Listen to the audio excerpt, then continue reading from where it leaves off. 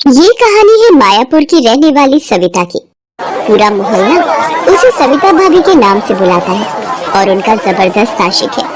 वो भी क्यों ना, सविता भाभी ने अपनी अदाओं से सभी के दिल पर जादू जो चला रखा है। वो जिधर से भी गुजरती, उनकी अदाओं को देखकर सभी के मुंह से आही भरते हुए एक ही बात निकलती, सविता भाभी को फुर्सत में बनाया गया है। आज सुबह सुबह सविता भाभी ऐसे तैयार हो रही थी जैसे कि उन्हें किसी शादी में जाना हो। उसके पति आलोकनाथ ने जब उसे इस तरह से तैयार होते देखा तो उसने उसे टोक भी दिया। अरे इतना तैयार होने की क्या जरूरत है, पास वाले जनरल स्टोर तक ही तो जाना है। आलोकनाथ की बात सुनकर सविता भाभी ने उसे घूर कर देखा और कहा, आप ज्यादा चबर चबर मत करो और मुझे मत सिखाओ कि मुझे कितना तैयार होना है कितना नहीं। खुद तो मंदिर के बाहर बैठे भिखारी की तरह रहते हो और चाहते हो कि मैं भी तुम्हारी तरह ही रहूं। सविता की बात सुनकर आलोकनाथ चुप हो गया। उसके बाद सविता ने सामान की लिस्ट ली और पप्पू जनरल स्टोर की तरफ चल पड़ी। मोहल्ले के वो लोग जो हमेशा उसे ताड़ते रहते थे, उसे देखते ही उसे सुनाते हुए बोले, आज तो सुबह सुबह ही सविता भाभी के दर्शन हो गए, पूरा दिन शानदार गुजरेगा। सविता भाभी उन लोगों की बातों को मुस्कुराते हुए सुन रही थी और पप्पू जनरल स्टोर की ओर बढ़ती चली जा रही थी। वो जनरल स्टोर पहुंची और मुस्कुराते हुए दुकान मालिक से कहा, गुड मॉर्निंग। अपने बही खातों में उलझे पप्पू ने जब सविता भाभी की आवाज सुनी तो अपने गंदे दांतों को निपोड़ते हुए उससे कहा, आज तो वाकई गुड मॉर्निंग हो गई सविता भाभी। सविता ने उसकी बातों का जवाब अपनी कातिलाना मुस्कुराहट से दिया। फिर सविता ने पप्पू जनरल स्टोर वाले को अपने साथ लाई सामानों की लिस्ट दी और उससे कहा, पप्पू भैया जरा मेरा सामान जल्दी से पैक कर दो, उनको ऑफिस जाना है। अरे सविता भाभी भैया मत बोलिए, पप्पू बोलिए ना, अच्छा लगता है। अरे वही पप्पू जी। जी नहीं, सिर्फ पप्पू। अच्छा बाबा पप्पू। आय हाय सविता भाभी, आपके मुंह से अपना नाम सुनकर कुछ कुछ होने लगता है। उसकी बातों को सुनकर सविता खिलखिलाकर हंस पड़ी। सिर्फ कुछ कुछ ही होता है पप्पू जी। सविता ने ये बात इस अंदाज में और लंबी लंबी सांसें लेते हुए कहा कि पप्पू झेंप सा गया और सविता से कहा, सविता भाभी मैं घर पर भी डिलीवरी देता हूँ, अगली बार से सिर्फ कॉल कर दीजिएगा, बंदा आपकी खिदमत में हाजिर हो जाएगा। बंदा? मेरा मतलब है आपका सामान आपके घर तक पहुँच जाएगा। फिर पप्पू ने सारा सामान उन्हें दिया और 4000 रुपए का बिल सविता को थमा दिया। बिल देखकर सविता ने कहा कि क्या पप्पू जी, आपने कोई छूट नहीं दिया क्या? आपको तो पता है मैं आपकी परमानेंट ग्राहक हूँ। अरे ऐसा नहीं है सविता भाभी, मैंने तो आपको पूरी छूट दी है। वो क्या है ना कि पूरे 4 महीने का बिल है ना, इसलिए इतना अधिक है। ओह, मैं तो भूल ही गई थी। अच्छा इसे भी लिख लीजिए, अगले महीने सारा क्लियर कर दूंगी। सविता की बात सुनकर पप्पू उसकी तरफ घूर कर देखने लगा तो सविता ने कहा, कोई प्रॉब्लम तो नहीं है पप्पू जी? प्रॉब्लम? अरे नहीं नहीं। सविता ने अपना सामान उठाया और फिर से एक कातिलाना मुस्कान देती हुई वहां से चली गई। ये उसकी अदाओं का जलवा ही था कि पूरे 1 साल से वो बिना किराया दिए ही किराए के मकान में रह रही थी। पिछले शनिवार को भी जब मकान मालिक उदय चंद्र किराया मांगने गया तो, क्या उदय चंद्र जी, मैं कहीं भागी तो नहीं जा रही आपको छोड़कर? I mean, आपके मकान को छोड़कर? अरे सविता जी, मैंने ऐसा तो नहीं कहा, वो तो मैं इधर से गुजर रहा था तो इस तरफ भी आ गया।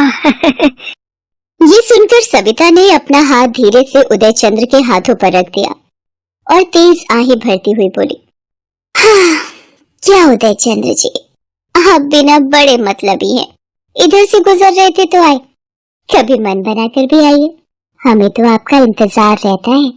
सविता की बात सुनकर 3 बच्चों के पिता उदय चंद्र का दिल भी किसी फुटबॉल की तरह उछलने लगा। वो उस दिन भी बिना किराए लिए सविता के यहाँ से वापस चले गए। इस तरह ना जाने कितने लोगों से सविता ने बिना पैसे दिए अपना काम निकाल लिया था। उसका पति जो बहुत ही सीधा था और मामूली तनख्वाह पर नौकरी करता था, उसे ये सब बिल्कुल पसंद नहीं था। लेकिन सविता ने उसे पूरी तरह दबा कर रखा हुआ था। एक दिन की बात है, आलोकनाथ रात को अपने ऑफिस से लौट रहा था तो उसको मोबाइल पर किसी अननोन नंबर से फोन आया। हेलो, आलोकनाथ जी बोल रहे हैं? जी, आप कौन? अरे आलोकनाथ जी, नाम में क्या रखा है? वो आपसे एक काम था। जी कहिए ना। उसके बाद उस आदमी ने जो कहा उसे सुनकर आलोकनाथ को ऐसा लगने लगा कि वो कहीं जाकर अपना सिर पटक ले। बार बार उसके कान में उस आदमी की वही बात गूंज रही थी। अरे शर्माइए मत आलोकनाथ जी, खुलकर बोलिए ना, क्या है आपकी बीवी का रेट? देखिए, मैं आपसे तमीज से बात कर रहा हूँ और आप हैं कि मेरी पत्नी के बारे में उल्टी सीधी बातें कर रहे हैं। अरे ऐसा क्या कह दिया मैंने? पूरे मोहल्ले में आपकी बीवी की अदाओं के चर्चे हैं। अरे हम तो सिर्फ उन अदाओं की कीमत पूछ रहे हैं। आलोकनाथ क्या जवाब देता, उसने फोन काट दिया। उस दिन के बाद तो कोई ना कोई उसके फोन पर कॉल करता और उसकी पत्नी का रेट पूछता। एक दिन तो मोहल्ले का एक आदमी जिसका नाम अमर था, उसने सामने से ही आलोकनाथ से ये बात पूछती। ये आप क्या बकवास कर रहे हैं अमर जी? भला इस तरह की बात कोई करता है क्या? आपको पता नहीं हम लोग कितने सीधे साधे लोग हैं। अरे किस बात पर इतना भड़क रहे हैं आप? हैं, मैंने ऐसा क्या गलत पूछ लिया? पूरे मोहल्ले के लोगों के साथ आपकी बीवी गुलछर्रे उड़ाती है, ये बात आपको पता नहीं है क्या? बड़े आए सीधे साधे लोग हैं। आलोकनाथ का सिर शर्म से जमीन में गड़ गया। उस दिन उसने तय कर लिया कि चाहे कुछ हो जाए, वो अपनी पत्नी से इस बारे में जरूर बात करेगा। घर पहुंचते ही उसने अपनी पत्नी से इस बारे में कहा और ये भी बताया कि लोग उसके बारे में क्या सोचते हैं। उसकी बातों को सुनकर सविता चिढ़ गई। आप भी ना बड़े नैरो माइंड के हो। अरे औरत किसी से हंसकर बात कर ले तो ऐसा क्या गुनाह कर दिया? सविता, बात ये नहीं कि तुमने हंसकर बात की, बात ये है कि तुम्हारी हंसी का क्या मतलब लगाया जा रहा है। जिसको जो मतलब लगाना है लगाने दो। और हाँ, मेरी इस हंसी के कारण पूरे 1 साल से बिना किराया दिए इस घर में रह रहे हो। राशन वाले को राशन का पैसा नहीं देना पड़ता, दूध वाला भी फ्री में दूध दे रहा है। अगर मैं इस तरह ना हंसू बोलूं तो तुम्हारी मरियल तनख्वाह में तो सूखी रोटी भी नसीब ना हो, और छत की बात तो दूर ही समझो। सविता, जिसकी जितनी चादर हो उतना ही पैर फैलाना चाहिए। माना कि मैं कम कमाता हूँ, लेकिन इतना भी कम नहीं कमाता कि तुम्हें पेट भर ना खिला सकूं। प्लीज तुम ये सब करना छोड़ दो, इससे तुम्हारी बदनामी होती है।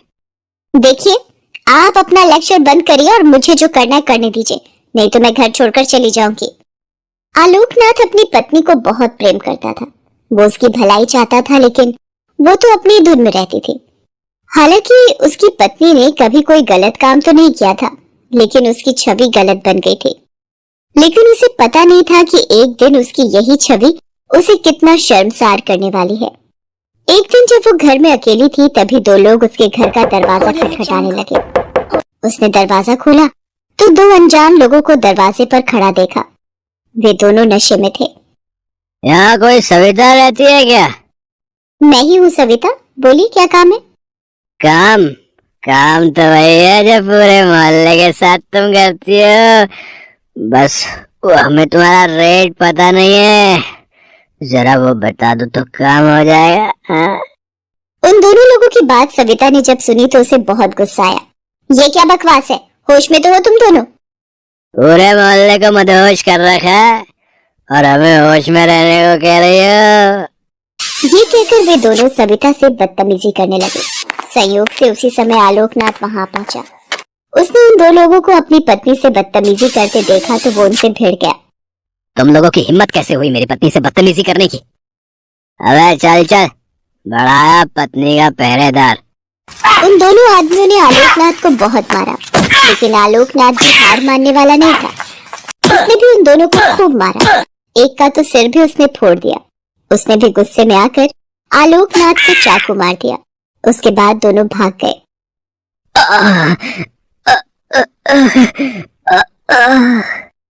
आलोकनाथ के पेट से खून निकल रहा था। कराहते कराहते वो बेहोश हो गया। सविता ने जब ये देखा तो तुरंत उसे लेकर अस्पताल पहुंची। डॉक्टरों ने उसका इलाज शुरू किया। पूरे 48 घंटे बाद वो होश में आया। जब उसे होश आया तो सविता उसके पैरों के पास बैठी हुई थी। उसकी आंखों से लगातार आंसू बह रहे थे। मुझे माफ कर दीजिए जी। मैंने कभी आपकी बात नहीं सुनी, अपनी मस्ती में मस्त रही, आपका अपमान किया और आपकी बेइज्जती भी कराई।